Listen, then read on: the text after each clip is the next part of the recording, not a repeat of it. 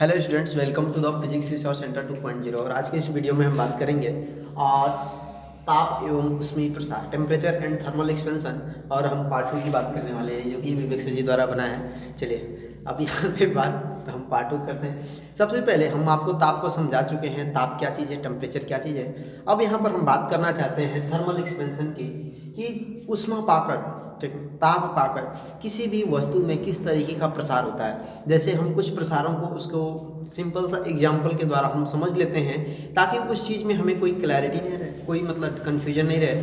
फिर उसके बाद हम उसके फार्मूले को देखेंगे और गणितीय रूप को देखेंगे, किस तरीके से उसमें परिवर्तन होता है। चलिए वीडियो स्टार्ट करते हैं। सबसे पहले यहाँ पर एक सिंपल सा एग्जांपल है, रेल की दो पटरियों के बीच रिक्त स्थान। जैसे आप रेल को देखे होंगे, दो पटरियाँ जब जोड़ी जाती हैं तब दो पटरियों को मान के लिए अगर इस तरीके से कर दिया गया है, अब जो इस तरीके से कर दिया गया है तो बीच में थोड़ा सा स्थान छोड़ा जाता है। अभी नहीं कि ऐसे दूर दूर रहती है, नहीं, अरे अब यहाँ से बीच से रहती है, उनके साइड से ऐसे भी बगल से लाकर पटरी जोड़ा जाता है। ऐसा इसलिए होता है ताकि गर्मी में जब टेम्परेचर मिलता है तो उसमें लोहे में प्रसार होता है। अब प्रसार किस तरीके से होता है, ठीक ना। अब एक लीनियर, ठीक ना, अगर लंबाई में प्रसार होता है तो उसे रेखीय प्रसार कहते हैं, लीनियर एक्सपेंशन कहते हैं।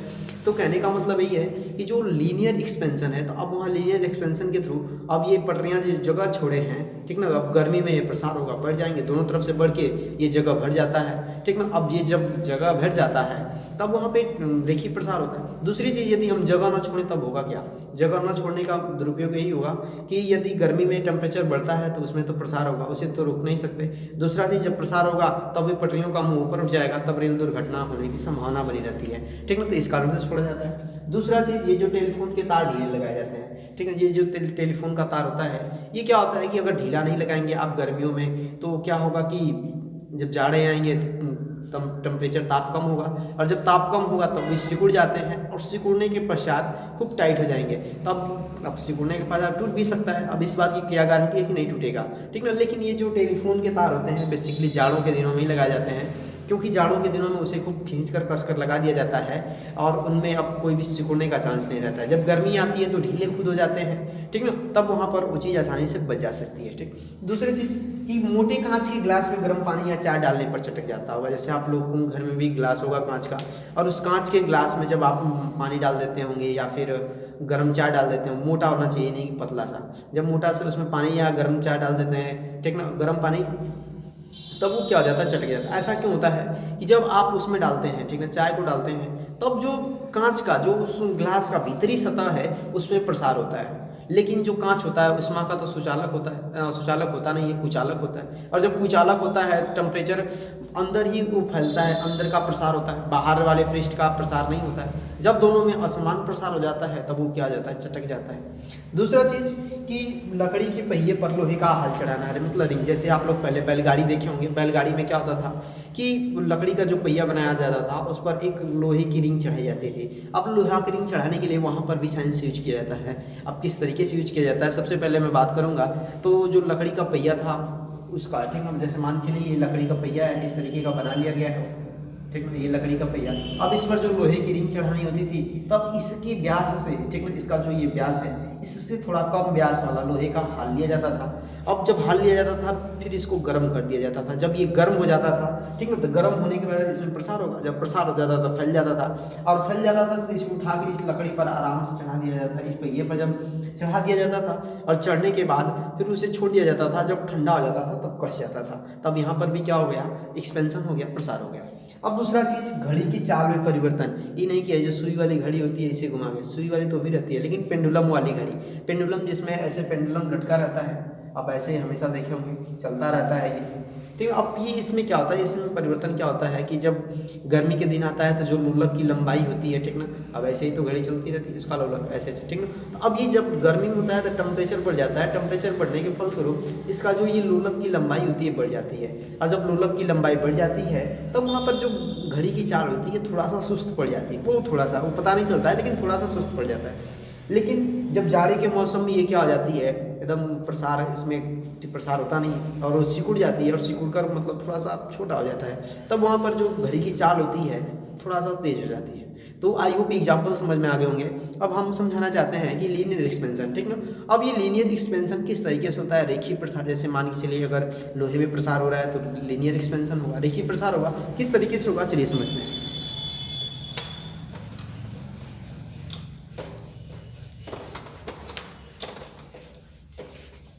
चलिए अगर लोहे में प्रसार होता है, ठीक ना, लोहे में करें या किसी क्षण में यदि रेखीय प्रसार हो रहा है, ठीक ना, रेखीय प्रसार, लीनियर एक्सपेंशन,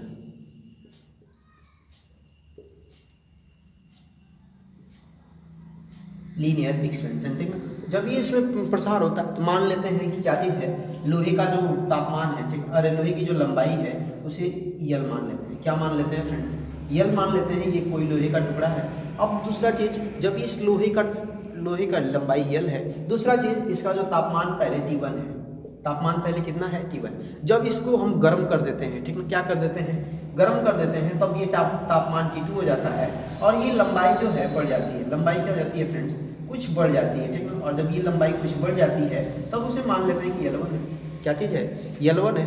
अब जब ये L1 है, दूसरा चीज़ समझिएगा, तो अब यहाँ पर हमारे पास कितना चीज़ हो गया, जब ये L1 है तब यहाँ लंबाई में परिवर्तन हो गया, तो लंबाई में परिवर्तन कितना हो जाएगा, डेल्टा L हो जाएगा। क्योंकि डेल्टा L बराबर में कितना होगा, L1 माइनस में L, अर्थात ये जो बीच की यहाँ से यहाँ तक की जो दूरी होगी इसे ही हम क्या कहेंगे कि डेल्टा L है, ठीक है। ये चीज़ समझ में आ गया। दूसरा चीज़, यदि हम बात करेंगे ताप के परिवर्तन या तापांतर की, तब ये T2 माइनस में T1 होगा, क्योंकि बाद में टेम्परेचर हम बढ़ाती है। तो अब ये ताप में परिवर्तन है। अब दो चीज़ें आती हैं यहाँ पर। सबसे बड़ी चीज़ कि जो ताप में परिवर्तन हो, जो लंबाई में परिवर्तन होता है, ठीक ना, अब वो किस पर निर्भर करता है। देखिए अगर हम लंबाई में परिवर्तन कब होगा, जब हम ताप को बढ़ाएंगे।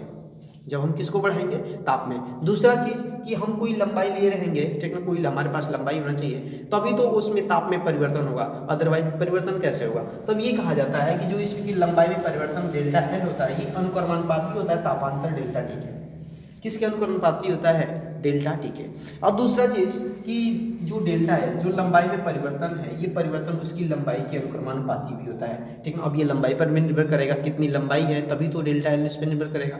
तो कहने का मतलब यही है कि जब ये दोनों निर्भर करते हैं, सब इक्वेशन एक वे है, दोनों का LHS इक्वल है, ठीक है। LHS इक्वल है तो दोनों को मिला देंगे, तब डेल्टा L कितना हो जाएगा, यहाँ पर L गुणा में डेल्टा T।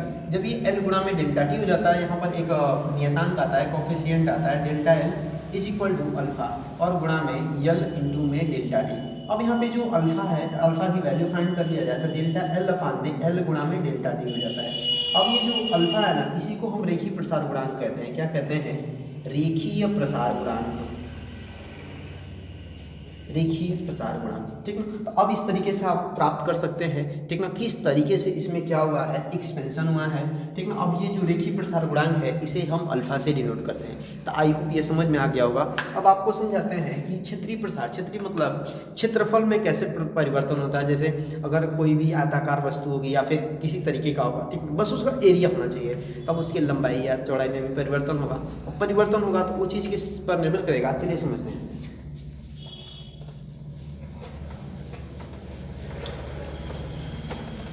क्षेत्रीय प्रसार,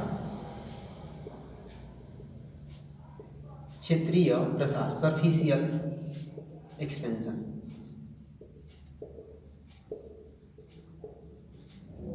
सरफेसियल एक्सपेंशन, ठीक है। चलिए इसके लिए उतना हम फिगर ड्रा नहीं करेंगे। फिगर ड्रा करने का मतलब यही है कि अगर पहले थोड़ा सा छोटे से एग्जांपल के द्वारा समझ लीजिएगा कि यदि इसका हम कुछ लंबाई अगर मान लेते हैं 1 मीटर है, चाहे कुछ भी है, तो अब यहाँ पर इसके लंबाई में भी परिवर्तन होगा। जब इसी उष्मा देंगे तो लंबाई में भी परिवर्तन होगा, इसकी चौड़ाई में भी परिवर्तन होगा। जब इसकी लंबाई और चौड़ाई दोनों में भी क्या होगा, परिवर्तन होगा, तब इसका भी क्षेत्रफल बढ़ जाएगा, ठीक है। तो यहाँ पर भी जो क्षेत्रफल में परिवर्तन होता है डेल्टा ये अनुक्रमानुपाती होता है उसके प्रारंभिक क्षेत्रफल कैपिटल ए के अनुक्रमानुपाती होता है। अर्थात जब प्रारंभिक क्षेत्रफल का मान कम रहेगा तो कम एक्सपेंशन होगा, कम बढ़ेगा, ज़्यादा रहेगा तो ज़्यादा एक्सपेंशन होगा, ठीक ना।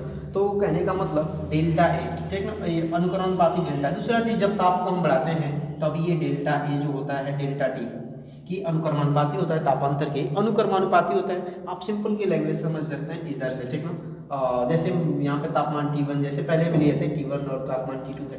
पहले T1 था फिर T2 हो गया। दूसरा चीज, पहले L था बाद में L1 हो गया। ठीक ना। तो अब पहले एल था, बाद में क्या हो गया एल वन, तब यहाँ पर डेल्टा एल भी आएगा, दूसरा चीज़ यहाँ पर डेल्टा टी भी आएगा। फिर से यहाँ पर दोनों इक्वेशन का LHS इक्वल है, जब LHS इक्वल है तो डेल्टा ए अनुक्रमानुपाती होगा ए गुणा में डेल्टा टी। जब ये डेल्टा टी के अनुक्रमानुपाती होता है, यहाँ पर एक कांस्टेंट कोफिशिएंट आ जाता है और इस कोफिशिएंट को नाम देते हैं बीटा। क्या नाम देते हैं फ्रेंड्स? बीटा, और गुणा में ए गुणा में डेल्टा टी। अब यहाँ पे जो बीटा है ये किसके इक्वल होगा? बीटा डेल्टा ए अपान में ए गुणा में डेल्टा टी, ठीक ना। अब ये शायद देखने से चलिए यहाँ पे लिख देते हैं आगे, beta is equal to delta A upon में एल ए गुणा में डेल्टा टी, ए गुणा में डेल्टा टी, ठीक है। तो ये आपका कहलाता है क्षेत्रीय प्रसार गुणांक। बीटा क्या कहलाता है फ्रेंड्स?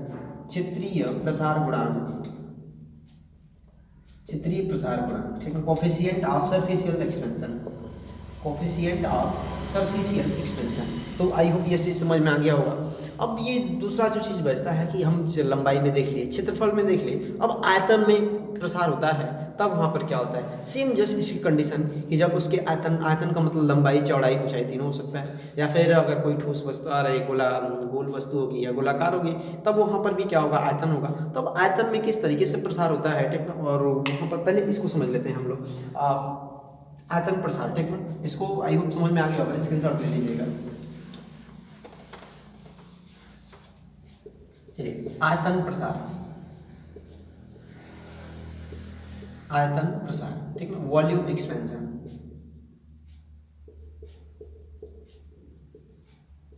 Volume expansion. अब ये जो वॉल्यूम एक्सपेंशन है ये किस तरीके से होता है, चलिए देखते हैं, ठीक। वैसे कहने का मतलब कि फिर से मान लेते हैं टेम्परेचर किसी भी कोई आकार का मतलब आयतन वाली कोई घन है, फिर इस तरीके का है कि वहाँ पर उसका तब टेम्परेचर T1 है, बाद में अगर हम उसको टेम्परेचर दे देते हैं तब ये T2 हो जाता है। दूसरा चीज़, प्रारंभ में उसका आयतन V है, फिर हम जब उसको उष्मा दे देते हैं तो उसका आयतन मान लेते हैं V1 हो गया, ठीक है। अब जब V1 हो गया तब यहाँ पर उसके आयतन में भी परिवर्तन हो गया।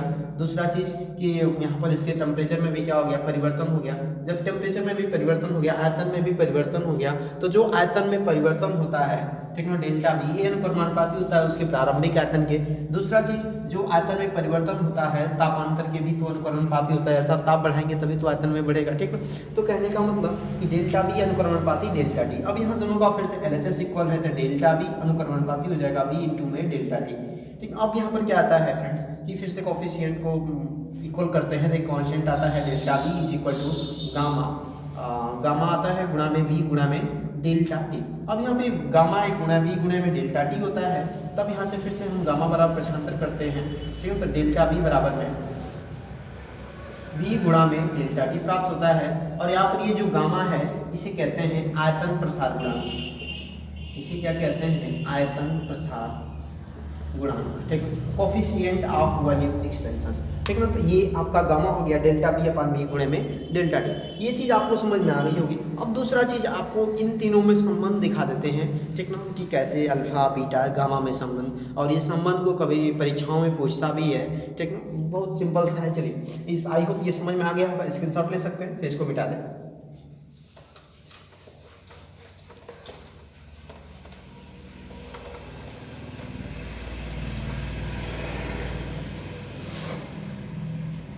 ठीक है। अगर हम बात करेंगे जो क्षेत्रीय रेखीय प्रसार गुणांक अल्फा है और क्षेत्रीय प्रसार गुणांक बीटा है और आयतन प्रसार गुणांक गामा है, अब इनमें क्या संबंध होगा, ठीक ना। Relation between alpha beta and gamma में संबंध, ठीक है। अब इनमें जो रिलेशन होगा, सबसे पहले हम अल्फा को तो समझाने की जरूरत नहीं है क्योंकि अल्फा को एक कांस्टेंट खुद ही है, ठीक है। दूसरा चीज़ बीटा में थोड़ा सा एक्सपेंड होता है। चलिए मान लेते हैं पहले हम बीटा के लिए पक्षांतर करते हैं, ठीक है। अरे बीटा के लिए प्राप्त करते हैं, जैसे हम मान लेते हैं कोई एक आयताकार वर्गाकार वस्तु है, एक कोई क्या चीज़ है फ्रेंड्स? वर्गाकार वस्तु है जिसकी भुजा की लंबाई 1 मीटर है, भुजा की लंबाई 1 मीटर है, तब इसका जो प्रारंभिक आयतन होगा, ठीक है। अब इधर समझिएगा, जब इसमें हम उष्मा देते हैं तब इसमें क्षेत्रीय प्रसार गुणांक होगा, मतलब क्या होगा फ्रेंड्स? बीटा होगा। क्या होगा? बीटा। और बीटा बराबर फार्मूला हमें क्या मिला है? डेल्टा ए बटा में ए गुणा में डेल्टा टी, ये हमें फार्मूला मिला। अब हमें ये समझिएगा कि 1 मीटर इसकी सभी भुजाओं की लंबाई है, यदि हम इसका टेम्परेचर 1 डिग्री सेल्सियस बढ़ा देते हैं, हम इसका टेम्परेचर कितना बढ़ाते हैं? 1 डिग्री सेल्सियस, तब अर्थात हमारा जो डेल्टा टी आएगा वो कितना आएगा? 1 डिग्री सेल्सियस, कितना आता है 1 डिग्री सेल्सियस आता है। हमारा क्या आ गया डेल्टा टी। जब इसमें परिवर्तन होगा तो कुछ इस तरीके से इसकी लंबाई में परिवर्तन हो गया, इसकी चौड़ाई में भी परिवर्तन हो गया, ठीक है। अब यहाँ पर मान लेते हैं कुछ इस तरीके का है, ठीक है। अब यहाँ पर टोटल इसमें जब लंबाई में परिवर्तन हो रहा है तब पूरी लंबाई कितना हो जाएगी फ्रेंड्स 1 प्लस में अल्फा हो जाएगी। कितना हो जाएगी 1 प्लस में अल्फा। तो आई होप पहले ये चीज़ समझ में आया होगा, ठीक है। जैसे कहने का मतलब कि लंबाई में परिवर्तन हो रहा है तो इसकी भुजा भी होगी, ठीक है। अब भुजा भी लंबाई होगी तो लंबाई में परिवर्तन कौन सा होता है, कौन सा प्रसार होता है, रेखीय प्रसार। तब उससे रेखीय प्रसार को हम मान लेते हैं कि अल्फा है, क्या फ्रेंड्स है अल्फा। तो ये 1 प्लस अल्फा हो गया। अब ये भुजा की लंबाई हमें मिल चुका है डेल्टा टी, और ए बराबर में हमने बताया अगर ये वर्ग है तो इसका जो क्षेत्रफल होगा 1 गुणा में अर्थात 1 वर्ग मीटर हो जाएगा। कितना हो जाएगा 1 वर्ग मीटर। दूसरी चीज हमें प्राप्त करना है, क्या चीज डेल्टा ए। डेल्टा ए प्राप्त करने के लिए अर्थात जो प्रारंभिक क्षेत्रफल होगा उसमें से माइनस कर देंगे तो प्रारंभिक क्षेत्रफल 1 होगा और जो इसका अंत वाला क्षेत्रफल होगा, ठीक है, जो प्रसार के बाद तो 1 प्लस में अल्फा का हुआ है, इस तरीके से होगा। और हम इसका जब वर्ग करते हैं तो कितना हो जाएगा फ्रेंड्स, सॉरी ये हम उल्टा माइनस कर रहे हैं क्योंकि बढ़ जाएगा तो 1 प्लस में अल्फा का वर्ग और माइनस में 1 का वर्ग। जब इसका हम एक ए प्लस बी का होल स्क्वायर एक्सपेंड करते हैं तो 1 प्लस में अल्फा स्क्वायर प्लस में 2 अल्फा आता है माइनस में 1, तो 1 से 1 खत्म हो गया, 1 से 1 खत्म हो गया। अब हमारे पास देखिए ये अल्फा जो होगा ना बहुत ज़्यादा थोड़े नहीं बढ़ेगा, बढ़ेगा तो बहुत थोड़ा सा बढ़ेगा। जब बहुत थोड़ा सा बढ़ता है तब अल्फा जब छोटा है तो अल्फा स्क्वायर और भी छोटा होगा, और जब अल्फा स्क्वायर और भी छोटा होगा तब इसे हम निगलेक्ट कर देते हैं तो हमारे पास आ जाता है delta A is equal to 2 alpha. हमारे पास कितना आ जाता है friend delta A is equal to 2 alpha. तब यहाँ पर हम वैल्यू को पुट कर देते हैं तो बीटा बराबर में कितना मिल जाएगा, डेल्टा ए की वैल्यू कितना मिली और 2 अल्फा मिली, और अपान में ए की वैल्यू कितना है 1 है, और इस डेल्टा टी की वैल्यू भी कितना है 1 है। तो हमारे पास टोटल मिला जुला कर कितना आया, बीटा बराबर में 2 अल्फा आया। ये सिंपल सा इक्वेशन है। अब दूसरा चीज़ कि जो आयतन प्रसार गुणांक है वो इस पर किस प्रकार से नीचे रेखीय प्रसार गुणांक पर किस प्रकार से निर्भर करता है, ठीक है। चलिए यहाँ पर देख लेते हैं। उसके लिए अगर हम मान लेते हैं कोई एक घनाकार वस्तु है, ठीक ना, घनाकार मतलब उसकी लंबाई होगी, चौड़ाई होगी और क्या होगी, ऊंचाई होगी, तीनों को हम एक ही मान लेते हैं, ठीक ना। जैसे 1 मीटर पर ही है, ठीक ना, ऊंचा है। चलिए अगर ये इस तरीके का होगा,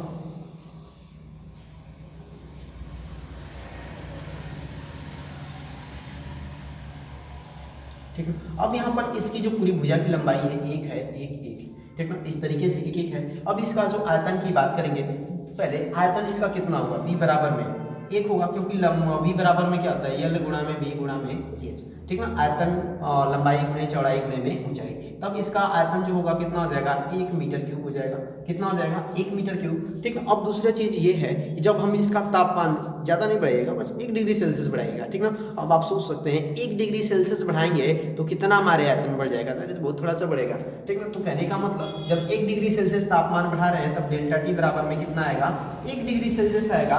और अब देखिए जब 1 डिग्री सेल्सियस आएगा तब यहाँ पर इसमें भी क्या होगा, एक्सपेंड होगा, ठीक ना। अब ये चीज़ें क्या हो जाएंगी, हल्का हल्का सा एक्सपेंड होती हैं।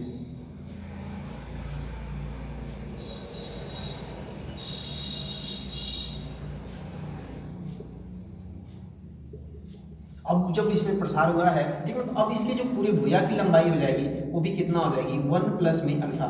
ऐसा क्यों, क्योंकि फिर से ये इसकी रेखा, ठीक है, इसकी जो भुजा होगी वो भी एक रेखा के समान होगी, और जब रेखा में क्या होता है प्रसार होता है तो रेखीय प्रसार होता है, तो उस रेखीय प्रसार को हम अल्फा मान लेते हैं, तो 1 प्लस में अल्फा हो गया, ठीक है। तो अब फिर से हमें क्या चाहिए, डेल्टा बी चाहिए। क्या चाहिए फ्रेंड्स, डेल्टा बी। तो हमें डेल्टा बी के लिए क्या करना होगा, क्या करना मतलब जैसे उसका आयतन हमें ज़्यादा बढ़ गया है। अब आयतन जब ज़्यादा बढ़ गया है तो उसमें से उसके प्रारंभिक वाले आयतन को घटा देते हैं, तो प्रारंभिक वाला आयतन 1 है और इसका जो अंत में आयतन मिला तो 1 प्लस में अल्फा है, 1 प्लस में अल्फा, 1 प्लस में अल्फा। और आयतन ज्ञात करने के लिए अब इसकी तीनों भुजाएं बराबर होगी तो अब 1 प्लस अल्फा का 3 बार मल्टीप्लाई करेंगे या फिर क्यूब लिखेंगे, दोनों बातें की है। इसमें से हम 1 को माइनस कर देते हैं।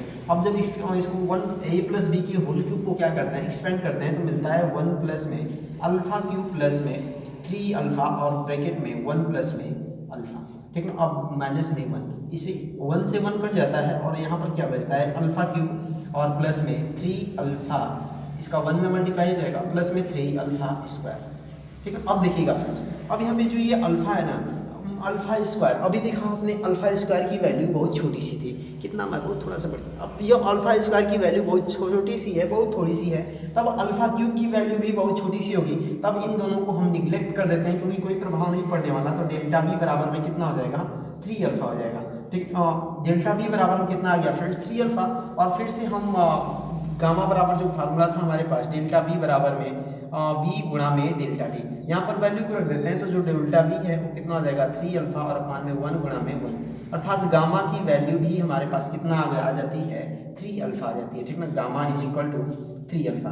जब हमारे पास गामा बराबर में 3 अल्फा आ गया, बीटा बराबर में 2 अल्फा आ गया, अब इन दोनों के बीच में हम एक संबंध स्थापित कर देते हैं, जैसे अब ये अल्फा होगा तो अल्फा तो इसी तरीके से एक्सपेंड होगा, अब इन दोनों में हम संबंध ज्ञात करते हैं इस इक्वेशन से और इक्वेशन से, तब हम ये लिख सकते हैं अल्फा रेशियो बीटा गामा। ठीक है, और इनका जो एक्सपेंस, अब देखिए यहाँ पर बीटा का 2 है, गामा का 3 है। ठीक है, तो यहाँ पर वो 1 हो गया, 2 हो गया और 3। ठीक है, ये आपका रिलेशन आ जाता है अल्फा बीटा और गामा में। आई होप ये चीज़ समझ में आ गया होगा। दूसरा चीज़ एक और थोड़ा सा है रह जाता है, ठीक, जैसे कहने का मतलब कि जो भी द्रव को जो आप गर्म करते हैं, जैसे किसी पात्र में गर्म पानी गर्म कर रहे हैं, तब वहाँ पर 2 तरीके से प्रसार होता है, उस प्रसार को समझ लेते हैं। आई होप ये समझ में आ गया होगा, स्क्रीनशॉट ले लीजिएगा।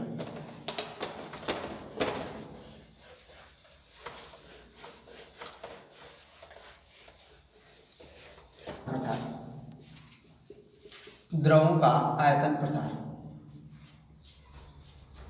आयतन प्रसार ये किस तरीके से प्रसार होता है द्रव में। ठीक है, सबसे पहले बात किया जाए कि आप एक ऐसे बर्तन ले सकते हैं जिसे देहात में बदेली वगैरह भी हम लोग कहते हैं। ठीक है, अब मान लेते हैं ये बर्तन है और इसमें आप जल या फिर कुछ भी ले लिए। ठीक है, अब आप जब जल इसमें ले लिए हैं और इसमें क्या करेंगे, एक फ्लास्क के द्वारा गर्म करना स्टार्ट करेंगे। ठीक है, अब ये फ्लास्क के द्वारा आप इसकी उष्मा दे रहे हैं। ठीक है, अब यहाँ पे रेगुलेटर वगैरह बना दें। ठीक है, अब इसको फ्लास्क के द्वारा गर्म कर रहे हैं। ठीक है, अब जब इसको गर्म कर रहे हैं, ठीक ना, बर्नर के द्वारा, फ्लास्क के द्वारा नहीं, फ्लास्क तो इसी को कहते हैं। ठीक है, अब ये जो बर्नर के द्वारा गर्म करते हैं तो पहले उष्मा किसे लगती है, पहले उष्मा तो इस बर्तन को लगेगी। जब बर्तन को लगती है तो बर्तन में प्रसार हो जाता है। अब जब बर्तन में प्रसार हो जाता है तो इसका जो आयतन हो जाता है बढ़ जाता है। जब आयतन बढ़ जाता है तो जो द्रव का सतह होता है ना, ये द्रव का सतह, इसको मान लेते हैं प्रारंभिक पॉइंट है, तो अब ये द्रव नीचे चला जाता है। ठीक है, मान लेते हैं ये द्रव नीचे आ गया। ठीक है, जब ये द्रव नीचे आ जाता है उस पॉइंट को हम भी नोट करते हैं, और जब ये द्रव नीचे आ जाता है ना तो लगता है कि इसमें पानी कम हो गया। जब पानी कम हो जाता है तो ये कहा जाता है ये द्रव का आभासी प्रसार है। ये क्या है फ्रेंड्स, आभासी प्रसार, आभासी प्रसार। दूसरा चीज कि जब ये बर्तन गर्म हो जाता है और जब बर्तन गर्म होने के बाद अब इस पानी को गर्म करना या जो भी द्रव है उसे गर्म करना प्रारंभ करता है, और जब इसे ये गर्म करना प्रारंभ करता है तब इसमें इतना प्रसार होता है कि बर्तन के प्रसार से भी अधिक हो जाता है, और जब बर्तन के प्रसार से अधिक हो जाता है तब ये इसके ऊपर चला जाता है। ठीक है, जो पहली बार इसकी सतह थी उससे भी ऊपर चला जाता है, तब इस प्रसार को कहा जाता है वास्तविक प्रसार। इसे पॉइंट सी से हम नोट कर देते हैं, इसे कहा जाता है वास्तविक प्रसार। अब यहाँ पे बात ये आती है कि हम किसी भी बर्तन का या फिर जो भी द्रव है उसका वास्तविक प्रसार ज्ञात कैसे करेंगे। ठीक ना, तो जो द्रव का वास्तविक प्रसार होगा, वास्तविक प्रसार ज्ञात करने के लिए फार्मूला आता है वास्तविक प्रसार ज्ञात करने के लिए इसका जो आभासी प्रसार होता है। ठीक है, क्या चीज होता है फ्रेंड्स, आभासी प्रसार, आभासी प्रसार और प्लस में। ठीक है, अब बर्तन को जो प्रसार हुआ है उसी लिखते हैं। ठीक है, बर्तन का प्रसार, बर्तन का प्रसार। ठीक है, तो ये आपके एक फार्मूला हो गया। आप इस फार्मूले के द्वारा किसी भी द्रव का इसका फिर जो इसके आयतन में जो वास्तविक प्रसार होने वाला है आप उसे ज्ञात कर सकते हैं। द्रव का वास्तविक प्रसार बराबर में आभासी प्रसार प्लस में बर्तन का प्रसार। तो आई होप वीडियो इन्फॉर्मेटिव लगा होगा। मिल लेंगे किसी नेक्स्ट वीडियो में। जय हिंद। इसके बाद हम बात करेंगे उष्मा के संचरण की।